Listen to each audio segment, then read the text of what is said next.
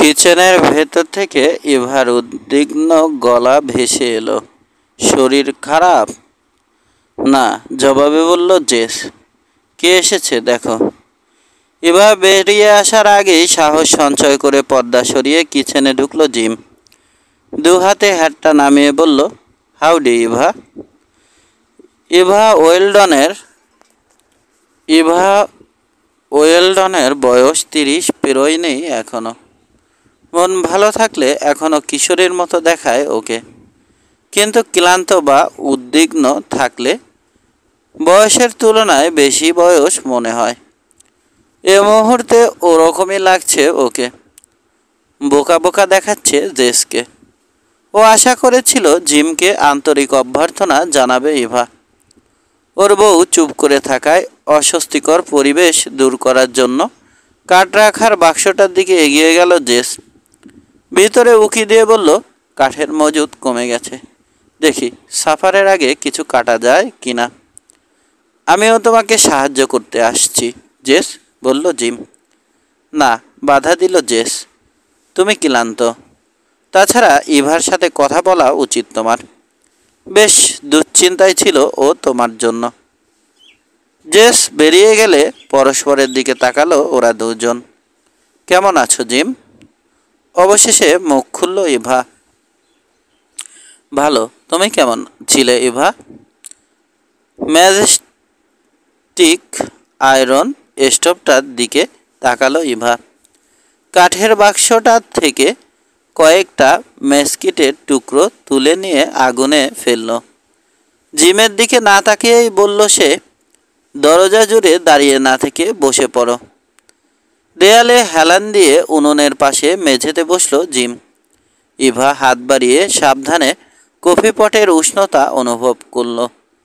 দেয়ালের সাথে লাগোয়া কাঠের কেবিনেট থেকে একটা এনামেল কাপ নিল। জিমের স্পারশুদ্ধ বুটজোড়ার দিকে তাকালো ইভা। বলল, আমার দেখা কাউবয়গুলোর চেয়ে আলাদা নও তুমি জিম। একটা চেয়ার টেনে বসো। এটা বাড়ি, কোনো কাউ ক্যাম্প নয়। দ্রুতই আদেশ পালন করলো জিম। কাপা হাতে কফি ঢালতে লাগলো ইভা। কিছুটা ছলকে পড়ল কাপ থেকে। দেখো ইভা, বলল জিম, হোমসিক হয়ে পড়েছিলাম বলেই আসতে হলো আমাকে। কটন টমিকে দেখার জন্য মরিয়া হয়ে উঠেছিলাম আমি। 2-1 দিন থেকেই চলে যাব আবার। কাঁচ কাটা হীরের মতোই তীক্ষ্ণ চোখে জিমের দিকে তাকালো ইভা। বলল, অনেক শুকিয়ে গেছো তুমি। ওই শরীরটা তাতে মাংস লাগাতে অন্তত মাসখানেক লেগে যাবে আমার। ততদিন আমার থাকার ইচ্ছে নেই ইভা। এভার ঠোঁটে হাসির ছটা দেখতে পেল জিম। মিলিয়ে গেল সেটা পরক্ষণে। এতদিন কোথায় ছিলে? সেবার তো মাঝরাতের দিকে চলে গেলে।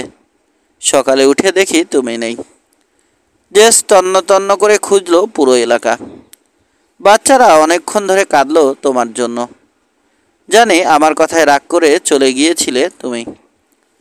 তুমি ঠিকই বলেছিলে এভা। তুমি আর জেস এখানে যা করেছো তার অংশীদার নই আমি। একমাত্র পালিয়েই যেতে পারতাম। যতটুকু সম্ভব দূরে সরে গিয়েছিলাম আমি। জিমের দিকে এক পা এগিয়ে এলো ইভা।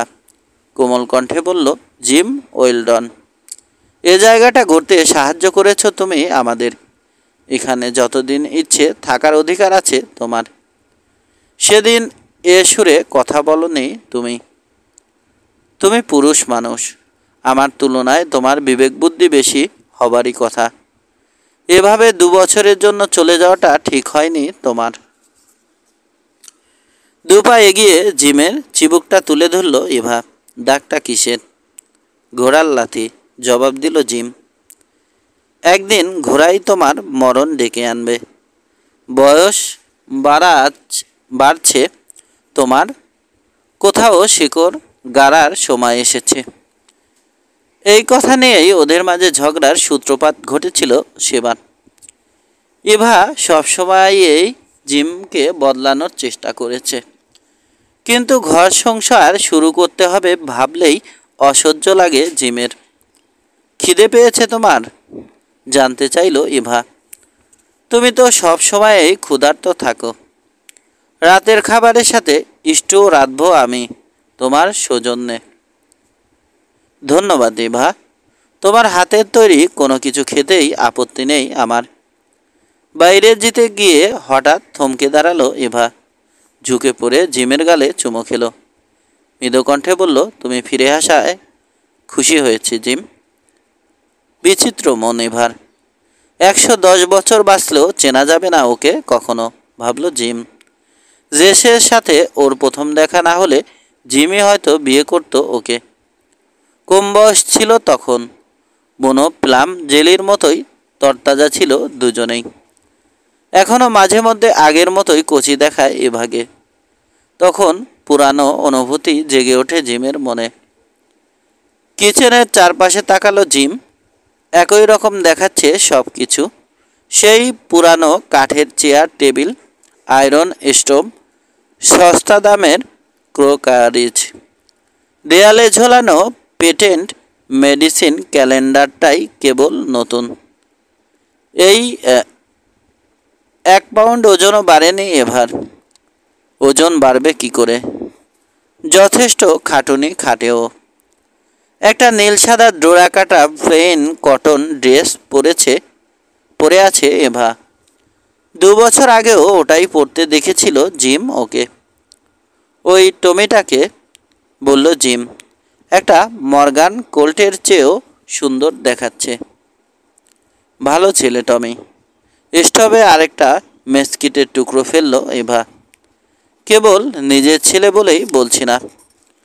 জানালা দিয়ে বাইরে তাকালো জিম। বলল, কটনকে দেখতে ইচ্ছা করছে আমার। কেমন আছে ও? জবাব দিল না ইভা। ওর চেহারা বিমর্ষ হয়ে উঠতে দেখল জিম। কটনকে নিয়ে কোনো সমস্যা হয়েছে জানতে চাইল ও। টেবিলের অপর পাশে চেয়ারে জিমের মুখোমুখি বসল ইভা। আমি জানি না জিম, ছেলেটাকে কখনোই ভালো বুঝে উঠতে পারি না আমি। ভেবেছিলাম আমাদের মতো করেই তৈরি করব ওকে। ওকে নিয়ে কোনো ঝামেলা ইভা? না, তেমন কিছু নয়। কঠোর পরিশ্রম করে ও, কারোর সাথে কখনো ঝগড়া করে না। অবসর সময়ে বইতে ডুবে থাকে। তবু ওর জন্য দুশ্চিন্তা হয় আমার। কেন? তোমার মতোই উরুক্কু স্বভাব পেয়েছে কটন। একবার বলা নেই কওয়া নেই বাড়ি থেকে উধাও। 3 দিন পর ফিরে এসে গুমোট হয়ে রইল, কিছুই বলল না। একবার ব্লু হানিগানকে ওর ফ্রেইট ওয়াগনে করে মিডল্যান্ডসে নিয়ে যেতে ধরেছিল। ওকে বলেছিল বইতে পড়া অটোমোবাইলগুলোর একটা দেখতে চায় সে। তুমিও নাকি ওকে একবার অটোমোবাইলের গল্প বলেছিলে। বলেছিলাম নাকি? ভুকুটি করল জিম। আমার মনে নেই। প্রথমে তোমাকেই দুষছিলাম আমি জিম। ভেবেছিলাম যত সব আজে বাজে গল্প বলে ছেলে দুটোর মাথা বিগড়িয়ে দিয়েছ। জিমের দিকে তাকালো ইভা। যাক, এসেছো ভালোই হলো। ছেলে দুটো একদিনের জন্য ভোলেনি তোমাকে। আমি কটনের সাথে কথা বলবো ইভা। নিজে থেকে কিছু জানতে না চাইলেই ভালো করবে। কারো প্রশ্নের জবাব দিতে অভ্যস্ত নয় কটন। একবার মেসকিটের টুকরো নিয়ে কিচেনে ঢুকলো এক গাদা মেসকিটের টুকরো নিয়ে কিচেনে ঢুকলো জেস। ওদের দুজনের দিকে তাকিয়ে পরিস্থিতি যাচাই করলো কিছুক্ষণ। তারপর মৃদু হেসে বলল, বলেছিলাম না ইভা কাউকে কামড়ায় না। উঠে গিয়ে স্টোভের উপর স্টু ও বিনপট তুলে দিল ইভা। তেতে উঠেছে কিচেনটা। বাইরে গিয়ে তাজা বাতাসে শ্বাস নিল জিম। হাত পা নেড়ে শরীরের জড়তা দূর করল। অন্ধকার নেমে এসেছে ইতিমধ্যে। ওয়াগন রোডে চেইনের টুংটাং শব্দ শুনতে পেল ও। গধূলির আলো আধারিতে একটা ওয়াগন এগিয়ে আসছে। কটনই হবে বোধ হয়, ভাবল জিম। বান্নের দিকে এগিয়ে গেল ও। প্রথমে জিমকে দেখতে পেল না কটন। খচ্চর দুটো সামলাতে ব্যস্ত। সন্তুষ্ট চোখে ওর কাজকর্ম দেখল জিম। নিজের দায়িত্ব ভালোভাবেই পালন করতে অভ্যস্ত ছেলেটা। কটনের কাজ শেষ হওয়ার পর মুখ খুলল জিম। Howdy cotton. কটনের চোখে বিস্ময় দেখতে পেল জিম। ঠোঁটের কোণে মৃদু হাসি ফুটে উঠল। পরক্ষণে মিলিয়ে গেল সেটা। তাহলে বাড়ি ফিরে এসেছো তুমি, আঙ্কল জিম? নিরাবেগ গলায় বলল সে। চিন্তিতভাবে কটনের দিকে তাকালো জিম। আগে প্রতিবারই ও বাড়ি ফিরে এলে টমের মতো কটনও আনন্দে নাচতে নাচতে ওকে জড়িয়ে ধরত। এবার উল্টো ওকেই আসতে হলো কটনের কাছে। কটনকে কোলে তুলে নিয়ে আদর করার ইচ্ছে ছিল জিমের, কিন্তু তা না করে এক পা পিছিয়ে এসে সরাসরি ওর চোখের দিকে তাকালো। একরাশ বিষণ্ণতা জেগে আছে কটনের দু চোখে। হঠাৎ একটা শীতল অনুভূতি জেগে উঠল জিমের মনে। সাংগ্রি ডি ক্রিস্টোসের তুষারে ঢাকা সেই নির্জন শাকে যেমনটি জেগে উঠত। জিমের দিকে হাত বাড়িয়ে দিল কটন।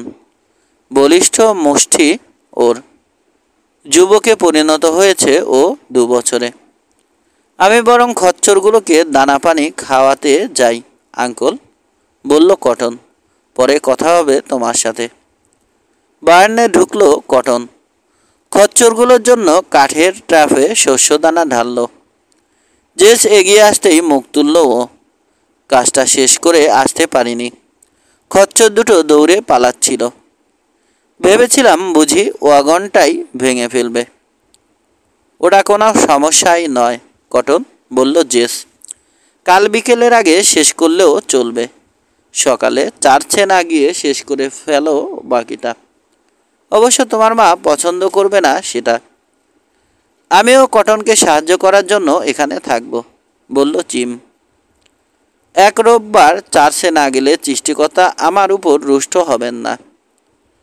সৃষ্টিকর্তা রুষ্ট হবেন, হাসল জেস। তুমি গেলেই বরং তুমি কে সেটা ভেবে কুল পাবেন না উনি। আমি নিজেই কাজটা শেষ করতে পারবো, বলল কটন। সাহায্য করতে দাও তোমার আঙ্কেল জিমকে কটন, বলল জেস। তাহলে ওর সাথে বেড়াতে যাবার সুযোগ হবে তোমার। হ্যাঁ, সাগ্রহে বলল জিম। আমাদের অনেক কিছুই আলোচনার দরকার আছে, মন্তব্য করল না কটন। কিন্তু ওর চেহারা বলছে জিমকে বিশ্বাস করছে না ও মোটেই। মে মাসের উত্তপ্ত দিনের শেষে রাতের আবহাওয়া বেশ গরমই থাকে। ঘর থেকে চেয়ার এনে উঠোনে বসলো ওরা। মেদোমন্দ বাতাস শরীর জুড়িয়ে দিচ্ছে। চায়না বেরি গাছের পাতায় মৃদু ফিসফিস শব্দ তুলছে। ওদের সেই সব দিনের চেনাশোনা লোকগুলোর কথা জানতে চাইল জেস।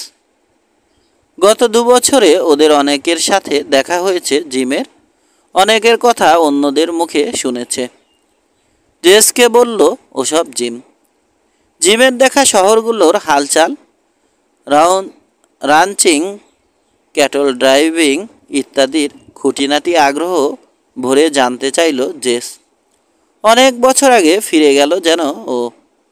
শহরগুলোতে মেয়েরা কী ধরনের পোশাক পরে জানতে চাইল এভা। পোশাকই পরে ওরা, ঠাট্টা করল জিম। না পড়লে ঠিকই দেখতে পেতাম আমি।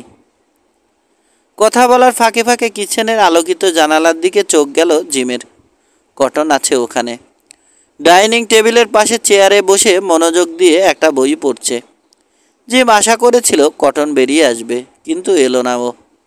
জেস বলল, তোমাকে বলতে ভুলে গেছি, গত গ্রীষ্মে শর্ট ইয়ারনেল এখানে এসেছিল তোমার খোঁজে, হাসল জিম।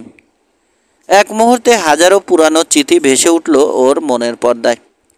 ওল্ড শর্ট, এখনও ঘুরে বেড়াচ্ছ তাই না? একজন good old boy short Yarnell. Good for nothing old boy, তীক্ষ্ণ গলায় মন্তব্য করল ইভা। একজন ভবঘুরে ছাড়া আর কি পরিচয় আছে ওর? কিন্তু জীবনটাকে উপভোগ করতে জানে শর্ট, বলল জিম। অনেকের মতো একমাত্র জীবনটা হেলায় নষ্ট করেনি সে। গ্র্যাডি ওয়েলস ছিল ওর সাথে। অন্যদিকে দৃষ্টি ফেরালো জেস। গ্র্যাডি ওয়েলস মারা পড়েছে, ঘোড়ার পিঠ থেকে পড়ে গিয়েছিল। ব্যথায় ছেয়ে গেল জিমের বুক। ভালো একজন বন্ধু ছিল গ্র্যাডি ওয়েলস। তুমি নিশ্চিত করে বলছো জেস? জানতে চাইল জিম। হ্যাঁ জিম, শর্ট ওর সাথে ছিল তখন। ডেভিস মাউন্টেনে ঘটেছিল ঘটনাটা। মৃদু কণ্ঠে বলল জিম। ওর মনটা খুবই ভালো ছিল। ভবঘুরে লোকগুলো সব এভাবেই মরে, বলল এভা। তাই তোমাকে বিয়ে করার জন্য বারবার চাপ দিচ্ছি। হঠাৎ উঠে দাঁড়িয়ে কিচেনের দিকে এগোলো জিম। কিচেনে ঢুকে কটনের পিঠের উপর দিয়ে টেবিলের উপর মেলে ধরা বইটার দিকে তাকালো। জিজ্ঞেস করলো, এত মন দিয়ে কি পড়ছো কটন? ইন্টারনাল কম্বাসন গাড়িকে চলতে সাহায্য করে ওটা। বুঝতে পারছো ওসব জটিল ব্যাপারগুলো? বোঝার চেষ্টা করছি, সোজাসাপটা জবাব কটনের। স্টোভের উপর কফিপট থেকে এনামেল কাপে কফি ঢাললো জিম। কফিতে চুমুক দিতে দিতে কটন কিছু বলে কিনা দেখার জন্য অপেক্ষা করলো, কিন্তু কটন একেবারের জন্য মাথা তুলল না। হতাশ হয়ে উঠানে ফিরে এসে স্ট্রেট ব্যাক চেয়ারটাতে বসলো আবার জিম। হোমারের গানসের কথা মনে পড়ছে আমার জিম, বলল জেস। তোমার আর শর্টের মতোই ছিল হোমার। গত বছর একবার গিয়েছিলাম ওখানে, হপ্তা দুয়েক কাটিয়েছিলাম ওর সাথে। তেমন বদলায়নি বুড়ো শিয়ালটা, কেবল সামনের পাটির দুটো দাঁত হারিয়েছে। আবারও পুরনো দিনগুলোর কথা মনে এলো ওদের। একবার হোমার আর ওরা দু ভাই 2 ডজন পনি ঘোড়া ইন্ডিয়ানদের কাছে বেচতে নিয়ে যাচ্ছিল। পথে হর্স রেসে সবকটা ঘোড়া হারালো। ওই হর্স রেসের কথা মনে পড়লে এখনও আমার হাসি পায় জিম। হাঁটু চাপড়ে হাসল জেস। পর মুহূর্তেই আনমনা হয়ে উঠল। মাঝে মধ্যে ইচ্ছে হয় পুরনো দিনগুলোতে ফিরে যাই। তোমার একবার 2-1 মাসের জন্য বেরিয়ে পড়া দরকার জেস। একবার ঘুরে আসতে পারলে শরীর মন দুটোরই উপকার হতো। হ্যাঁ, আমিও ভেবেছি অনেকবার। তীক্ষ্ণ দৃষ্টিতে পালাক্রমে স্বামী ও জিমের দিকে তাকালো ইভা। জেস, বলল সে, আমাদের সামনে একটা লম্বা দিন পড়ে আছে। এবার ঘুমোতে যাওয়া দরকার। 3 ভোরের আলো ফোটার সাথে সাথে ওয়াগনে খচ্চর জুড়ে ও এবার আউটফিটের দিকে যাত্রা করলো জিম ও কটন। উইন্ডমিলটার কাজ বিকেলের মধ্যেই শেষ করতে হবে। সকালে সোনালি আলোয় চড়তে বেরিয়েছে নানা রঙের গরুগুলো। কটনের মুখ খোলানোর চেষ্টা করলো জিম। লালমুখো একটা গরু দেখিয়ে বলল, ওই বুড়ি খুকিটাকে চিনেছি আমি। তোমার বাবার জন্য সান অ্যাঞ্জেলো হতে যে 30টা গরু এনেছিলাম ওটাও ছিল সেই দলে। শুধুই মাথা দোলালো কটন, বলেই চলল জিম। ওটার একটা হাইফার বাছুর ছিল, মায়ের মতোই লালমুখো, রোয়ানের মতো দেখতে ছিল। বাছুরটা কি এখনো তোমাদের গরুর পালে আছে? আবার মাথা দোলালো কটন। হাল ছেড়ে দিয়ে আদিগন্ত বিস্তৃত ভূমির দিকে তাকালো জিম। গর্ভাকৃতির সমৃদ্ধ ঘাসে ঢাকা জায়গাটা পূব টেক্সাস বা ইন্ডিয়ান টেরিটরিতে যেগুলো জন্মায় ওগুলোর চেয়ে আলাদা। পুষ্টি সমৃদ্ধ মিনারেল থাকায় ঘাসগুলো সহজেই নাদুস নদুস করে তুলতে পারে গরুগুলোকে। এখানে 100 বর্গ মাইল এলাকার মধ্যে লাঙল নিষিদ্ধ করা উচিত, ভাবল জিম। অথচ টেক্সাসকে হোম স্টারদের জন্য খুলে দেওয়ার পর থেকেই লাঙল চালিয়ে অবাধে ঘাসগুলো নষ্ট করা হচ্ছে। টেক্সাস দ্রুতই স্বকীয়তা হারাবে। অথচ দিনরাত হাড়ভাঙা খাটুনে খেটেও দুবেলা দুমুঠো অন্ন জোগাতে পারছে না নেস্টাররা।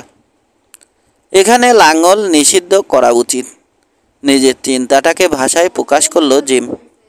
হ্যাঁ, সংবিত ফিরে পেয়ে বলল কটন। আনমনা হয়ে পড়েছিল ও। হোমস্টিড আইনের কথা বলছি। নিজেদের ক্লেইমে নাঙল চষা উচিত নয় তোমাদের। ঘাস হলো প্রকৃতির দান, ওটা ধ্বংস করা অন্যায়। এই কথা মার সামনে বলো না, মুখ খুলল কটন। মা বলে জমিতে ফসল না বুনে ফেলে রাখলে সৃষ্টিকর্তা অসন্তুষ্ট হন। আমি তোমার মার সাথে একমত নই কটন। আবার চুপ মেরে গেল কটন। কিছুক্ষণ চুপ থাকার পর জিম বলল, তোমার আর আমার মাঝে একটা ভালো বোঝাপড়া ছিল। আমার বয়স বাড়ছে আঙ্কল জিম, আমারও তো বাড়ছে, কিন্তু তুমি আগের তুলনায় এক চুলও বদলাওনি। আমার কোনো কথায় যদি কষ্ট পেয়ে থাকো কটন। সিরাক করে আবার খচ্চরগুলোর দিকে মন দিল কটন। তুমি যা যা বলেছিলে বলার পরপরই হয়তো ভুলে গিয়েছিলে আঙ্কেল জিম। জীবনে কখনো তোমার সাথে গুল মারিনি কটন, অর্থাৎ আমার সাথে কখনো মিথ্যে বলনি, তাই তো? হ্যাঁ, অবশ্য গল্প ছলে দু একটা মিথ্যে বলিনি এমন নয়, কিন্তু গল্প তো গল্পই। একবার তুমি আমাকে মোটর গাড়ি দেখাতে নিয়ে যাবে কথা দিয়েছিলে, অথচ একদিন ভোরে জেগে উঠে দেখি তুমি উধাও। তোমাকে কোনো কথা দিলে তা রাখার চেষ্টা করেছি সবসময়, কিন্তু আমি মনে করতে পারছি না। তুমি কখনোই মনে করতে পারবে না। তুমি আরও বলেছিলে মিডল্যান্ডে অনেকগুলো মোটর গাড়ি দেখেছো তুমি, কিন্তু বুলু হানিগানের ফেইট ওয়াগনে চড়ে ওখানে গিয়ে দেখি একটি গাড়িও নেই ওখানে, একটিও না। ভুকুটি করল জিম। বুঝতে পারছি না কেন ওই শয়তানের বাহনগুলোর প্রতি এত আগ্রহী হয়ে উঠেছ তুমি। কোনো কাজের নয় ওগুলো। তোমার ধারণা ঠিক নয় আঙ্কল, দ্রুত বদলাচ্ছে দুনিয়াটা। একদিন দেখবে মানুষ ওই গাড়ি চালিয়ে দিনে 100 মাইল পাড়ি দিচ্ছে। কোনো দ্রুতগামী ঘোড়ার পক্ষে সম্ভব হবে অত দূরে দৌড়ানো? কিন্তু দিনে 100 মাইল পাড়ি দেবার দরকারই বা কি? কোনো জায়গার উপর অরুচি ধরে যাওয়ায় একদিনে 100 মাইল দূরে চলে যেতে হয়েছিল এমন কোনো জায়গায় এ পর্যন্ত থাকিনি আমি। তুমি কখনো গাড়িতে চড়েছো আঙ্কেল? অন্য সময়ের মতো বানানো গল্প বলে কটনকে সন্তুষ্ট করা যাবে না জানে জিম, তাই সত্য কথা বলারই সিদ্ধান্ত নিল ও। কোনো একদিন আমরা সান অ্যাঞ্জেলো বা ফোর্ট ওয়ার্থে গিয়ে মোটর গাড়ি দেখে আসব। প্রচুর গাড়ি দেখতে পাবে ওখানে, চাই কি চড়াও যেতে পারে ওগুলোর একটাতে। সংকীর্ণ হয়ে উঠল কটনের চোখজোড়া। তোমার ওসব বানানো গল্প টমের জন্য তুলে রাখো বরং, ওসব এখনো বিশ্বাস করবে ও। ভুকুটি করল জিম। চিন্তিতভাবে তাকালো কটনের দিকে। ওর চেহারার সাথে ওর মায়ের চেহারার অদ্ভুত মিল, আগে কখনো লক্ষ্য করেনি জিম। কাজ প্রায় শেষ উইন্ড মিলের, কেবল লেজের অংশটুকু বিচ্ছিন্নভাবে মাটিতে পড়ে আছে।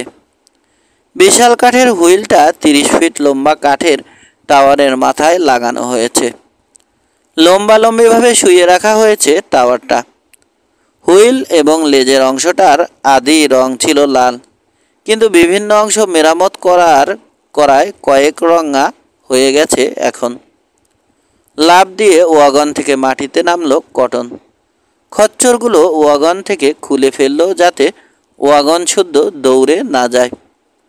জিম সাহায্য করতে চাইল ওকে, প্রত্যাখ্যাত হলো। অজ্ঞাতা ওয়াগন থেকে যন্ত্রপাতি নামাতে লাগলো ও। লেজের অংশটায় তোমাকে সাহায্য করতে পারবো আমি, বলল জিম। আমি নিজেই পারবো, জবাব দিল কটন। তুমি বরং খুঁটি গাড়ার জন্য দুটো গর্ত খুঁড়তে পারো। আমরা যখন টাওয়ারটা তুলব, খুঁটি দুটো ওটা খাড়া রাখতে সাহায্য করবে। কোথায় খুঁড়তে হবে দেখিয়ে দিচ্ছি আমি। হতাশ হলো জিম। ওর কাউবয় পেশায় পোস্ট হোল খোঁড়ার ব্যাপারটা কখনোই অন্তর্ভুক্ত ছিল না, কিন্তু এই মুহূর্তে কটনের সাথে তর্কে যাবার মানসিকতা নেই। ওয়াগন হতে পোস্ট হোল ডিগার নিয়ে কাজে লেগে গেল জিম। শুকনো মাটিতে কিছুক্ষণ ডিগার চালানোর পর লাল লাল ফোসকা দেখা দিল ওর দুহাতের তালুতে। গর্ত খোঁড়ার কাজে অভ্যস্ত নই আমি। ডিগার দুটোর দিকে ঘৃণা ভরা দৃষ্টি ফেলে বলল জিম। একটা নাট বোল্ট টাইট দিতে দিতে মাথা তুলে ওর দিকে তাকালো কটন। তোমাকে তো আর বাধ্য করা হচ্ছে না, থাক, আমি নিজেই করতে পারবো। আমি তো আর করব না বলিনি। আত্মপক্ষ সমর্থনের চেষ্টা করলো জিম। শুধুই কথার কথা বলছিলাম। আবার গর্ত খোঁড়ার কাজে লেগে গেল জিম। টেইল সেকশনটা তোলার জন্য কটনের সাহায্যের দরকার না হওয়া পর্যন্ত থামল না। কটন যখন নাট বল্টুগুলো টাইট দিল শক্তভাবে, ওটা ধরে রাখলো জিম। উইন্ডমিলটার হুইল সেকশনের কাঠ ও যন্ত্রপাতির দিকে তাকালো ও জানতে চাইল, ওটার প্রায় পুরো অংশটাই মেরামত করতে হয়েছে তোমাদের। তুমি নিজেই সব করেছো কটন? মাথা দোলালো কটন। ঝড়ো হাওয়ায় প্রচুর ক্ষতি হয়েছিল, নইলে বাবার সাধ্যে কুলাতো না এটা কেনা। টেইল সেকশনটা মাটিতে রেখে ফোসকা পড়া হাতের দিকে তাকালো জিম।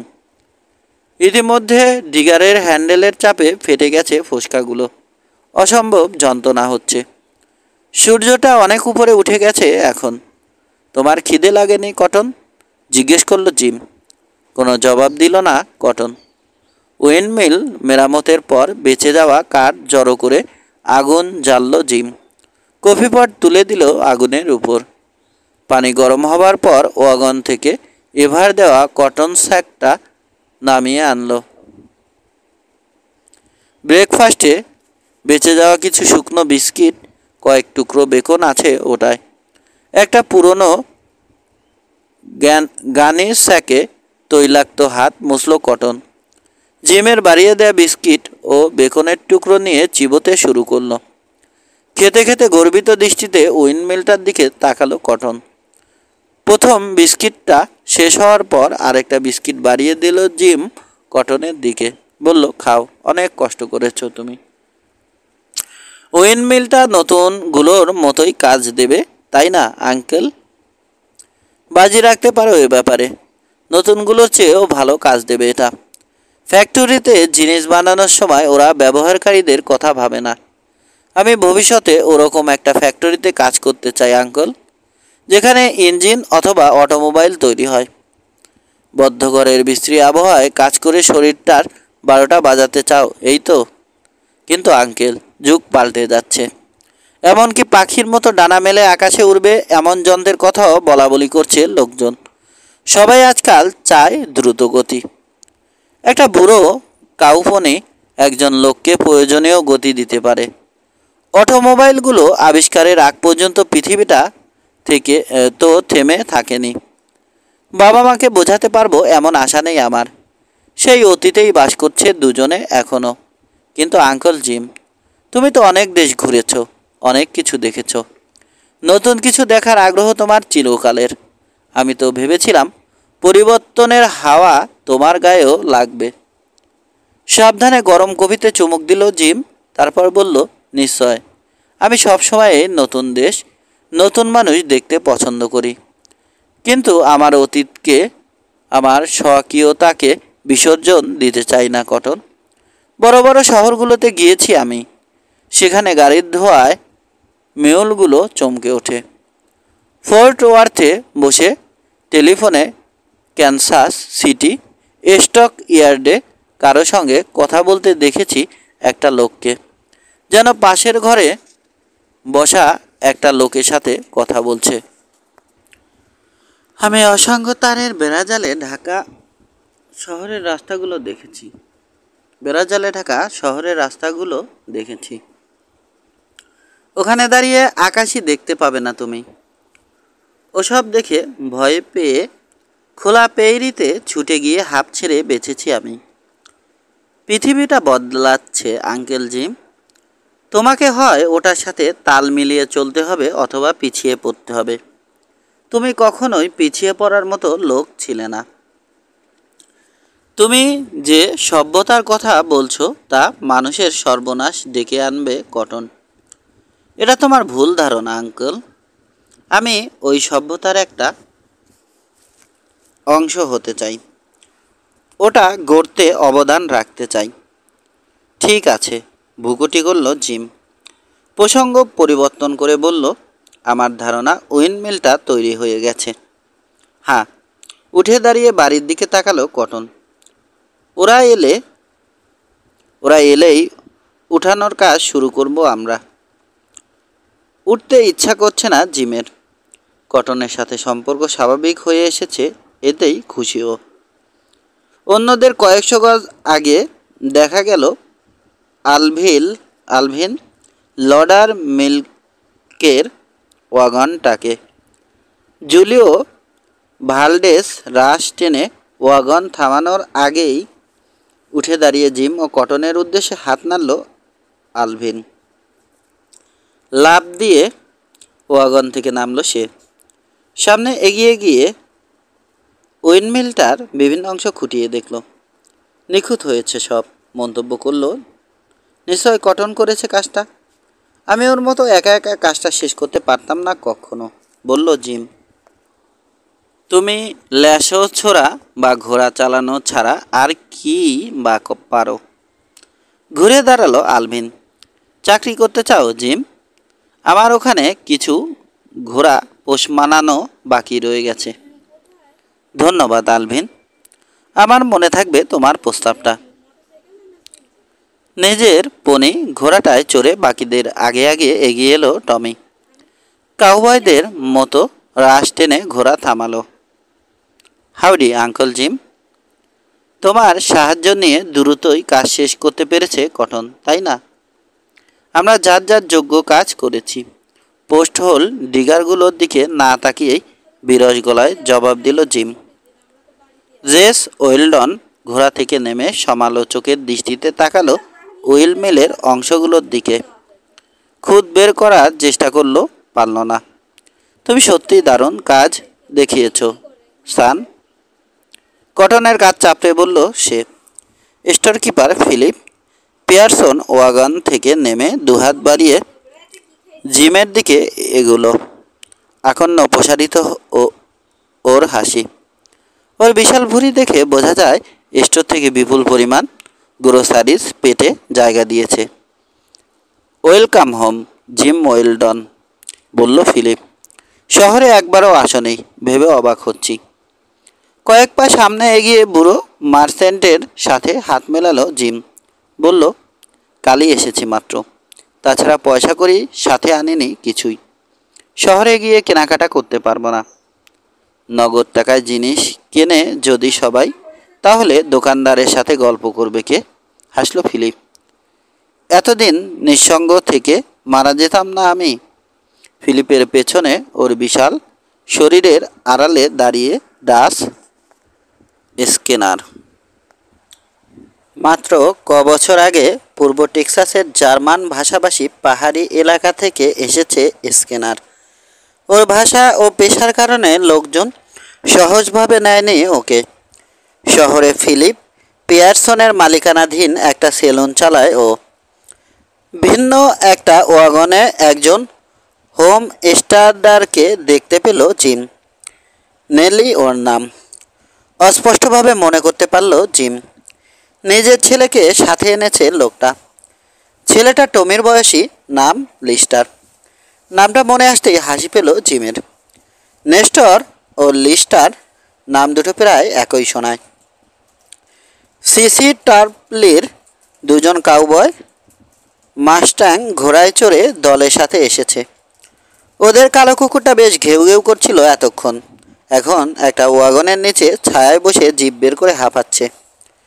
নেস্টাররা আসার সময় ওদের বউদেরও নিয়ে এসেছে।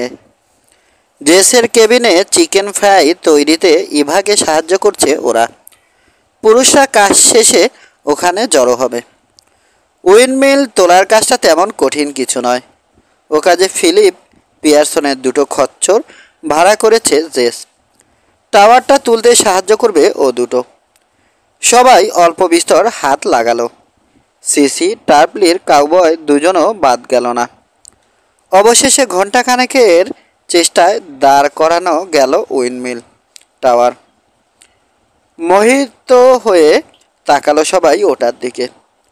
হুইল এবং লেজের অংশের সাথে বাঁধা লিঙ্গার খুলে দিল কটন।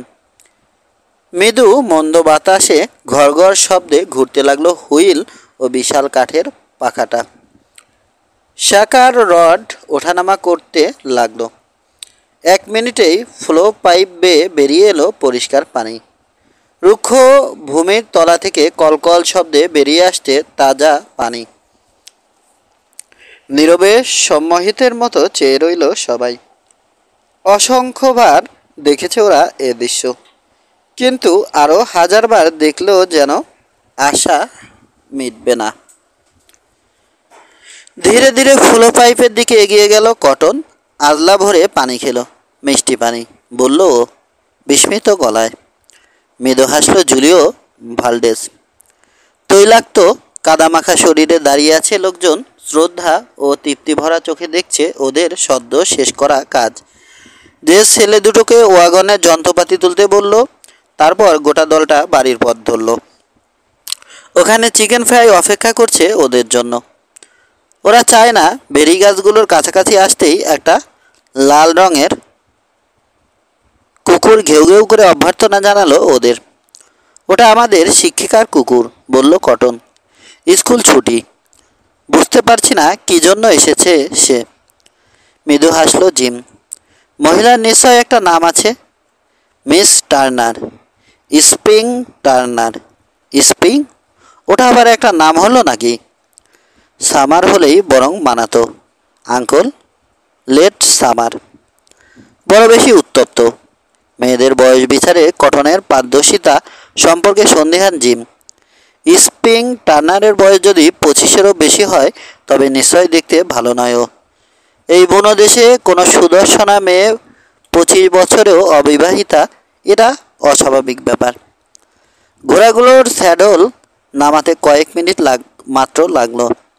লিস্টারের দিকে তাকিয়ে টমি বলল, চলো ঘরে গিয়ে আমরা কিছু আইসক্রিম ফ্রিজ করতে পারি কিনা দেখি। ফ্রিজারের হ্যান্ডেল ঘুরালে আমার হাত ব্যথা করে, আপত্তি জানালো লিস্টার। ওকে প্রায় জোর করে টেনে নিয়ে গেল টমি। জিম ঘরের দিকে পা বাড়াতেই ওর বাহু আঁকড়ে ধরল। আলভিন লডার মিল্ক, তোমার সাহায্য ছাড়াও কাজ চালিয়ে যেতে পারবে ওরা, বলল সে। নিজের ওয়াগনের দিকে এগিয়ে গিয়ে ছিটের তলায় গোপন কুঠুরি থেকে একটা বোতল বের করে ওয়াগনের আড়ালে ছায়ায় বসলো ও। জিমও অনুসরণ করলো ওকে। কর খুলে বোতলটা জিমের দিকে বাড়িয়ে দিতে দিতে মন্তব্য করলো আলভিন, মেয়েদেরকে আমি পছন্দ করি জিম, খোদার আশীর্বাদ পুষ্ট হোক ওরা, কিন্তু মাঝে মধ্যে ওদের কথাবার্তা উন্মাদ করে তোলে আমাকে। কিন্তু ইভা টের পেয়ে যাবে আলভিন, বোতলটা ফিরিয়ে দিতে দিতে বলল জিম। এই জিনিসের গন্ধ পেলে বাড়ি মাথায় তুলবে ও। হুইস্কির বোতলে লম্বা চুমুক দিয়ে ঠোঁট চাটলো আলভিন। খোদার কসম জিম, এ ব্যাসটাতে দেবদূতের নিঃশ্বাস পড়েছে, একটু পরীক্ষা করে দেখো। বোতলটা আবার জিমের দিকে বাড়িয়ে দিল আলভিন। ফিরিয়ে দেবার চেষ্টা করলো জিম। ঠিক সেই মুহূর্তে বিনা মেঘে বজ্রপাত ঘটল। বাঁশির মতো তীক্ষ্ণ স্বরে বেজে উঠল একটা মহিলার গলা, মিস্টার লডার মিল্ক। ঝামেলায় পড়া গেছে, মাথা না তুলেও বুঝতে পারল জিম। ওখানে দাঁড়িয়ে আছে ইস্পাত কঠিন মুখের কোরা লডার মিল্ক। তার পাশে আছে ইভা ওয়েলডন। এই মুহূর্তে তার দৃষ্টির প্রখরতা ইন্ডিয়ানদেরও হার মানায়। ওদের পেছনে গাদাগাদি করে দাঁড়িয়ে থাকা অন্যদের মাঝে আরও আছেন ব্রাদার এভারলি, এই লোকালয়ের বাপিস্ট যাদব। মানে কোরা, আত্মপক্ষ সমর্থনের চেষ্টা করলো আলভিন। আমি চাইছিলাম না, কিন্তু জিম বলল ওর এই বাড়ি ফেরাকে সেলিব্রেট করতে। আলভিনের নির্জলা মিথ্যাচার স্তম্ভিত করে দিল না জিমকে। নিজের চামড়া বাঁচাতে এর তুলনায় আরও জঘন্য মিথ্যা বলতে দেখেছে ও আলভিনকে। কোরা লডার মিল তার তীক্ষ্ণ চোখজোড়া জিমের উপর নিবদ্ধ করল। মিস্টার ওয়েলডন। নিজের অজান্তে এখনও অভিশপ্ত বোতলটা ধরে আছে জিম। ইভার চোখ মুখ লাল হয়ে উঠতে দেখল জিম। ওর পাশে দাঁড়ানো অচেনা মেয়েটার মুখের ভাব বোঝা গেল না, কিন্তু ওর চোখ জোড়ায় কৌতুক খেলে যেতে দেখলো জিম। জীবনে আর কখনো এমন বিব্রতকর অবস্থায় পড়তে হয়নি ওকে। ব্রাদার এভারলি কথা বললেন। মনে হয় আজকের দিনটা যে পবিত্র রোববার সেটা ভুলে গেছেন ব্রাদার ওয়েলডন। চোখের কোণায় আলভিনের দিকে তাকালো জিম। মাঠে ফুল তুলতে থাকা একটা নিষ্পাপ কিশোরের মতো মুখ করে বসে আছে আলভিন, যেন জীবনে কোনো পাপ করেনি। শিওর ব্রাদার এভারলি, কাজ ঝাঁকালো জিম। আজ পবিত্র রোববার। বোতলটা মাটিতে ফেলে দিল ও। তরল হুইস্কি মাটিতে গড়িয়ে যেতে দেখে আলভিনের গোবেচারা মুখে যন্ত্রণা ফুটে উঠল। ভবিষ্যতে মিস্টার ওয়েলডন, বলল কোরা শানিত গলায়। রোববার ছাড়া অন্যদিনও আমার স্বামীর দুর্বলতার কথাটা স্মরণে রাখবে আশা করি। আমি চেষ্টা করব, মিসেস লডার মিল, শ্রাগ করে বলল জিম। কোরা কেবিনের দিকে এগোলো। তৃতীয় মহিলার দিকে তাকালো ব্রাদার এভারলি। আমরা কি এবার ফিরে যেতে পারি মিস টার্নার? শিওর ব্রাদার এভারলি, গলায় ছন্দময় ঝঙ্কার তুলল মেয়েটা। মিস স্প্রিং চলে যাওয়ার পর ওর চোখের রং মনে করতে পারল না জিম, কিন্তু ও দুটোতে জেগে ওঠা কৌতুকের ঝিলিক ঠিকই ওর মনে গেঁথে রইল। কোমরে হাত দিয়ে রণরঙ্গিনী মূর্তিতে দাঁড়ালো এভা। মে মাস এখন, কিন্তু ওর চোখ জোড়ায় অক্টোবরের শীতলতা। দুদণ্ড শান্তিতে থাকতে দেবে না আমাকে জিম? বাড়িতে আসার একদিনের মাথায় ব্রাদার এভারলি আর ছেলেদের টিচারের সামনে বিব্রত করলে আমাকে। কোরার কথা না হয় বাদই দিলাম, এক ফোঁটাও খাইনি আমি, দুর্বল গলায় বলল জিম। আমার নিঃশ্বাস শুকে দেখতে পারো। কাজ নেই। রাগত পায়ে ঘরের দিকে এগোলো এভা। করাল থেকে নীরবে বেরিয়ে এলো কটন। এতক্ষণ যন্ত্রপাতিগুলো সাজিয়ে রাখছিল সেখানে। খালি হুইস্কির বোতলটা কুড়িয়ে নিয়ে একটা ট্রাশ বারেলে রাখলো সে। ভবিষ্যতে কোনো কাজে লাগতে পারে বাকিদের অনুসরণ করে নিরানন্দ মনে কেবিনের দিকে এগুলো জিম। নিয়ম অনুযায়ী লোকজন উঠানে ছড়িয়ে ছিটিয়ে বসে আছে। বয়স্করা চেয়ারগুলো দখল করেছে, বাকিরা চায় না বেরি গাছগুলোর ছায়ায় মাটিতে বসেছে। চিকেন ফ্রাই ভাজার শব্দ শুনতে পাচ্ছে জিম, গন্ধ ভেসে আসছে বাতাসে। বারান্দার সিঁড়িতে বসে ফ্রিজারের হ্যান্ডেল ঘোরাচ্ছে জিম। জিমকে অস্বস্তিকর অবস্থা থেকে উদ্ধার করলো ফিলিপ পিয়ারসন। ওর সাম্প্রতিক অ্যাডভেঞ্চারের কাহিনী শোনাতে বলল। ইন্ডিয়ান টেরিটরিতে কাজ করা, মন্টানা ব্যাডল্যান্ডসে নেকড়ের চামড়া সংগ্রহ, ওয়াইল্ড ওয়েস্ট শো সার্কাস দলে ঘোড়া দাবড়ানোর চাকরি নেবার অভিজ্ঞতা শোনালো ওদেরকে। সার্কাস দলের সাথে কয়েকদিন ছিলাম মাত্র। তৃতীয় দিন নাগাদ আমাকে এত বেশি ধুলা বালি খেতে হলো, 15 পাউন্ড ওজন বেড়ে গেল আমার। পয়সা পাতে অবশ্য ভালো দিত ওরা, মাসে $100-125। কিন্তু আমি আসলে শো টাইম কাউবয় কখনোই ছিলাম না। রাঞ্চে একটা ঘোড়াকে শিক্ষিত করে তুলতে পারলে ওটা আরেকজনের ব্যবহার করে উপকৃত হতে পারে। কিন্তু শোতে ঘোড়ার খেলা দেখিয়ে প্রশংসা ও হাততালি ছাড়া আর কিছুই জুটবে না তোমার কপালে, অবশ্য ভালো পয়সাপাতি ছাড়া। ফার্মান নেলি বলল, তুমি এমনভাবে বলছো যেন টাকা কামানোটা জরুরি কিছু নয়। স্পষ্ট অসন্তোষ ওর গলায়। এমন লোকের সাথে আমার আজতক দেখা হয়নি যে বলেছে তার যথেষ্ট টাকা আছে। এমনকি সিসি টার্পলিও নয়। যা পাওয়ার খাই কখনো মিটবে না, সেটার পেছনে এমন হন্য হয়ে ছোটার কি দরকার? জীবনটাকে উপভোগ করার আরও তো অনেক রাস্তা আছে। একসময় ইভা কিচেন থেকে বারান্দায় বেরিয়ে এসে খেতে ডাকলো। ব্রাদার এভারলির সংক্ষিপ্ত প্রার্থনার পর ঘরের দিকে এগোলো সবাই। খানিকটা পেছনে পড়ে রইল জিম আর আলভিন লডার মিল্ক। তোমাকে ঝামেলায় ফেলে সটকে পড়েছিলাম, দুঃখিত জিম, অপরাধী কণ্ঠে বলল আলভিন।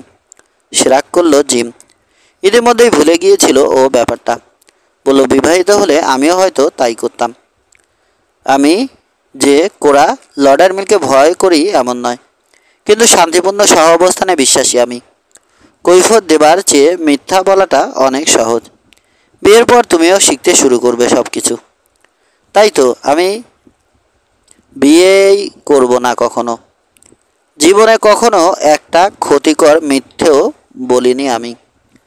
ডাইনিং টেবিলে গোল হয়ে বসেছে সবাই।